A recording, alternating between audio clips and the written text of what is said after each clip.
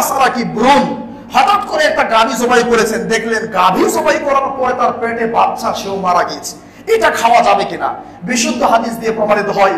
আবু মালিক কামাল সাইয়্যিদ সালেম তার সহিহ ফিকহুস সুন্নাহ এই বিষয়ে আলোচনা করেছেন। রাসূলুল্লাহ সাল্লাল্লাহু আলাইহি সাল্লামকে আবু সাঈদ খুদরি জিজ্ঞাসা করলেন, আল্লাহর নবী, আমরা যখন কুরবানি করি, নাযবাহুল বাকারা, গরু জবাই করি, ওয়া নাদহারুন নাকা, এবং উটকে নহর করি, ফানাজিদু ফিহা আল জানিন, অথবা এই গরুর পেটের মধ্যে ভ্রূণ পাওয়া যায়, বাচ্চা পাওয়া যায়, আনুলকিহি আম নাকুলু, এই ভ্রূণকে আমরা ফেলে দেব নাকি খাবো? আল্লাহ বলেন, কুলুহু ইন শি'তুম, রুচি হলে খাও, আর রুচি না হলে তোমরা ফেলে দাও, মানে এটা খাওয়ার অনুমতি আছে।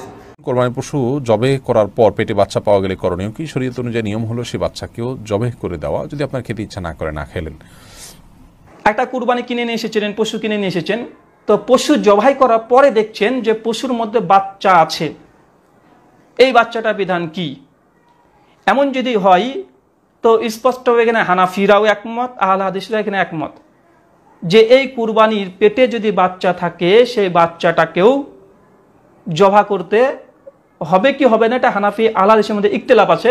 তবে ওই বাচ্চাটার হুকুম কি, ওই বাচ্চাটা আপনি গ্রহণ করতে পারবেন না, ওটাও তার মার সঙ্গে জবাই করে ওটা কুরবানি দিয়ে দিতে হবে।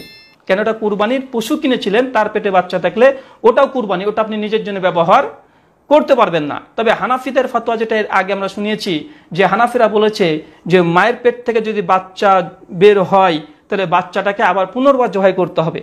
কিন্তু সুনান আবু দাউদের 2828 নম্বর হাদিস, আল্লাহ রাসূল স্পষ্টভাবে বলে দিয়েছেন যে মায়ের জবাই বাচ্চার জবাই সমান হয়ে যায়, মানে মাকে যে জবাই করে ফেলেন বাচ্চাকে জবাই করার জরুরত নেই। কিন্তু হানাফিদের এই মাসলায় ভুল আছে, তারা বলছেন না, বাচ্চাটাকে জবাই করতে হবে, কিন্তু মানে এর বিপক্ষে সহিহ সনদে হাদিস বর্ণনা আছে।